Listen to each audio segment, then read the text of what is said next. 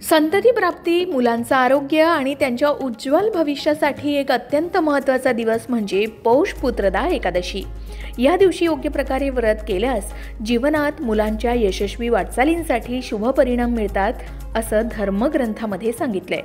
पण हे व्रत कसं करावं, कधी करावं आणि कोणत्या पद्धतीनं करावं याबद्दल सविस्तर माहिती आज आपण जाणून घेणार आहोत। त्याचबरोबर मुलांच्या सुखसमृद्धीसाठी कोणते खास उपाय या दिवशी करावेत या संदर्भातही संपूर्ण सविस्तर माहिती चला जाणून घेऊया। पण त्याआधी आमच्या चॅनलला सबस्क्राईब करा। तुम्ही जर हा व्हिडिओ फेसबुकवर पाहत असाल तर फेसबुक पेजलाही फॉलो करा। पंचांगानुसार पौष महिन्याची शुक्ल पक्षातील एकादशी तिथी 9 जानेवारी गुरुवारी रोजी दुपारी 12:22 सुरू होणार आहे, जी 10 जानेवारी शुक्रवारी रोजी सकाळी 10:19 पर्यंत असेल। कारण एकादशी तिथीचा सूर्योदय 10 जानेवारी रोजी होणार आहे, म्हणूनच या दिवशी हे व्रत केलं जाईल। शुक्रवारी 10 जानेवारीला पौष पुत्रदा एकादशीचं व्रत केलं जाणार आहे। या दिवशी छत्र, मित्र, सर्वार्थ सिद्धी आणि अमृत सिद्धी नावाचे 4 शुभयोगही राहणार असल्याचं सांगितलं जात आहे, ज्यामुळे या व्रताचं महत्त्व अधिकच वाढलंय। पुत्रदा एकादशीच्या दिवशी शुभ मुहूर्त कोणते असेल जाणून घेऊया। 10 जानेवारी रोजी सकाळी 8:34 पासून ते 9:54 पर्यंत शुभयोग असेल। त्यानंतरचा शुभयोग दुपारी 12:13 पासून ते 12:55 पर्यंत असेल। त्याचबरोबर 12:34 पासून 1:54 पर्यंत दुपारी शुभयोग असेल। शिवाय संध्याकाळी 4:34 पासून ते 5:54 पर्यंत सुद्धा शुभयोग असेल। या काळामध्ये भगवान श्री हरी विष्णूंचं पूजन केलं जाऊ शकतं। ज्या जोडप्यांना संतती प्राप्ती हवी आहे, ज्यांना आपल्या मुलांसाठी आनंदी निरोगी आयुष्य हवं आहे, त्यांनी विशेषतः पौष पुत्रदा एकादशीचं व्रत करावं असं म्हणतात। शिवाय ज्यांना एकादशीचं व्रत करायचं आहे त्यांनी दशमी तिथीपासूनच सात्विक दिनचर्या अंगीकारावी, सात्विक आहार घ्यावा, दशमी तिथीच्या संध्याकाळी भगवान श्री हरी विष्णूंची पूजा करावी। एकादशीला सकाळी लवकर उठून स्नानानंतर सूर्याला अर्घ्य आवर्जून द्यावं। यावेळी ओम सूर्याय नमः या मंत्राचा जप करावा। सूर्यपूजेनंतर देवघरात भगवान श्री हरी विष्णूंची पूजा करावी आणि एकादशीचं व्रत करण्याचा संकल्प घ्यावा। विष्णू पूजेतही महालक्ष्मीची मूर्ती आवर्जून ठेवावी। दोन्ही देवतांना केशर मिश्रित दुधानं अभिषेक करावा। तुळशीची पानं टाकून नैवेद्य दाखवावा। धूप आणि दिवे लावून आरती करावी। विधिवत पूजन करावं। एकादशीला दिवसभर उपवास ठेवावा, म्हणजे अन्न खाऊ नये। फळे, फळांचा रस आणि दूध यांचं सेवन करता येऊ शकतं। सकाळी आणि संध्याकाळी विष्णू पूजेत ओम नमो भगवते वासुदेवाय या मंत्राचा जप आवर्जून करावा। पौष पुत्रदा एकादशी संबंधित आणखी काही पूजा विधी आहेत तेही बघूयात।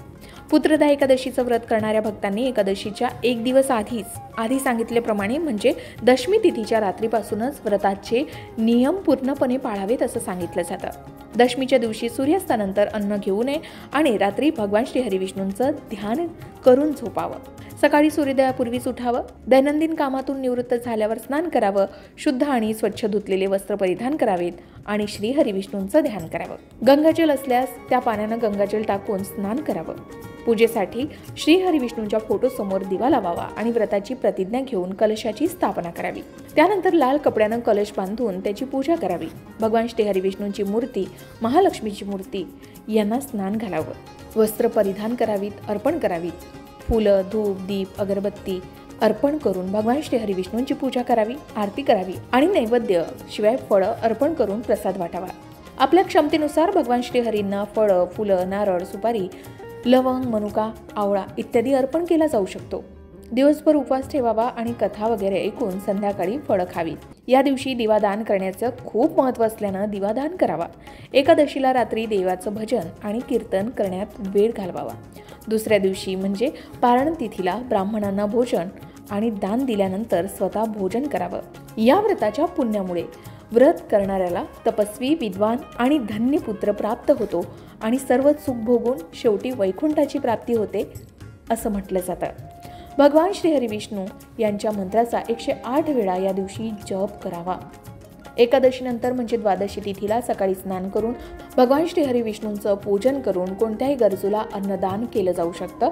त्यानंतर स्वतः जेवण करावं। अशा प्रकारे एकादशीचं व्रत पूर्ण होतं। हे व्रत भगवान श्रीहरी विष्णूंच्या आशीर्वादानं संतान सुख प्राप्तीच्या इच्छेनं केलं जातं। त्यासाठी या दिवशी कोणतीही एक गोष्ट आपण आवर्जून करू शकतो, ती म्हणजे पौष पुत्रदा एकादशीच्या दिवशी भगवान श्रीहरी विष्णूंची पूजा केल्यानं संतती सुख मिळतं असं मानलं जातं। त्याचबरोबर भगवान श्रीहरी विष्णूंसमोर तुपाचा दिवा लावल्यानं ते लवकर प्रसन्न होतात असं म्हणतात। मात्र श्रीहरींसमोर तुपाचा दिवा हा तांदळावर ठेवावा। तांदळावर तुपाचा दिवा लावल्यानं अधिक लाभ होतो असं म्हणतात। पुत्रदा एकादशीला तांदळावर तुपाचा दिवा लावल्याचे फायदे काय, तर एकादशीच्या दिवशी भात खाणं किंवा तयार करणं वर्ज्य मानलं गेलंय असं शास्त्र सांगतं। परंतु तोच भात भगवान श्रीहरी विष्णूंसमोर प्रज्वलित केलेल्या दिव्याखाली ठेवल्यास घरामध्ये मंगलमयता येते असं म्हणतात। खरं तर शास्त्र सांगतं की रिकाम्या जमिनीवर दिवा लावू नये, यामुळे उपासनेत दोष निर्माण होतात। त्याचबरोबर एकादशीच्या दिवशी तांदूळ दिव्याखाली ठेवून प्रज्वलित केल्यास आनंद वाढतो।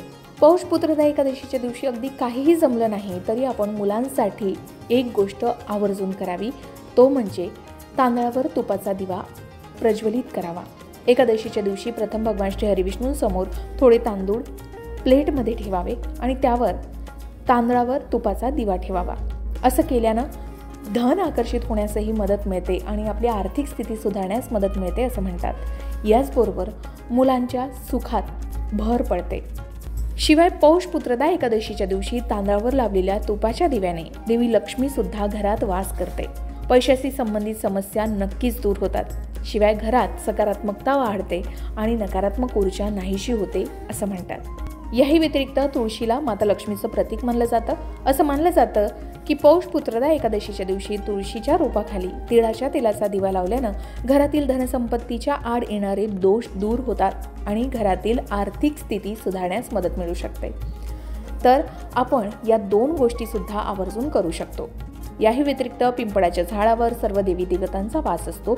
याशिवाय पिंपळाचं झाड देखील पूर्वजांशी संबंधित मानलं गेलंय। अशा वेळी पौष पुत्रदा एकादशीला पिंपळाच्या झाडाखाली तिळाच्या तेलाचा दिवा लावल्यानं देवी देवता आणि पितरांचे आशीर्वाद प्राप्त होतात असं म्हणतात। शिवाय शमी वनस्पती जर आपल्या घरी असेल तर भगवान शंकराची आवडती वनस्पती मानली गेली, म्हणून शमीच्या झाडाखाली सुद्धा एकादशीच्या दिवशी तिळाच्या तेलाचा दिवा लावावा। यामुळे शनिदेव प्रसन्न होतात आणि भगवान शिवाचे आशीर्वादही आपल्याला प्राप्त होऊ शकतात। तर पौष पुत्रदा एकादशीचं व्रत हे संतती प्राप्तीपासून ते मुलांचे आरोग्य, यश आणि उज्ज्वल भविष्यासाठी अत्यंत महत्त्वाचं मानलं गेलंय। शिवाय आपल्या घरात सकारात्मक ऊर्जा टिकून राहावी, माता लक्ष्मी कायम टिकून राहावी, धनसमृद्धी वाढावी आणि आपल्या घरात आर्थिक स्थिती कायम बळकट राहावी, यासाठी सुद्धा पौष पुत्रदा एकादशीचं महत्त्व सांगितलं गेलंय। श्रद्धा, नियम आणि भक्तिभावानं हे उपाय केले तर नक्कीच याचे शुभ परिणाम आपल्याला दिसून येऊ शकतात। मुलांच्या प्रगतीसाठी आणि सुखी जीवनासाठी या एकादशीचं महत्त्व आपल्या संस्कृतीत अनमोल आहे असं सांगितलं गेलंय। तर मंडळी, तुम्ही सुद्धा संतती प्राप्ती, मुलांचं आरोग्य आणि त्यांच्या उज्ज्वल भविष्यासाठी पौष पुत्रदा एकादशीला हे उपाय नक्कीच करू शकता आणि त्याचे अनुभव नक्कीच घेऊ शकता। पौष पुत्रदा एकादशीला तुम्ही सुद्धा अशा प्रकारचे उपाय करता का आणि त्याचे काय अनुभव तुम्हाला जाणवलेत कमेंट करून नक्की सांगा। व्हिडिओ आवडला असेल तर शेअर करा, लाईक करा आणि आमच्या चॅनलला सबस्क्राईब करायला विसरू नका। अशाच प्रकारच्या माहितीपूर्ण व्हिडिओसाठी लोकमत भक्ती चॅनलला नक्की सबस्क्राईब करा आणि बेल आयकॉनला क्लिक करा, म्हणजे आमच्या नवनवीन व्हिडिओचं नोटिफिकेशन तुम्हाला मिळत राहील। तसेच योग्य आध्यात्मिक मार्गदर्शनासाठी लोकमत भक्तीच्या फेसबुक पेज आणि इन्स्टा पेजला लाईक आणि फॉलो करायला विसरू नका।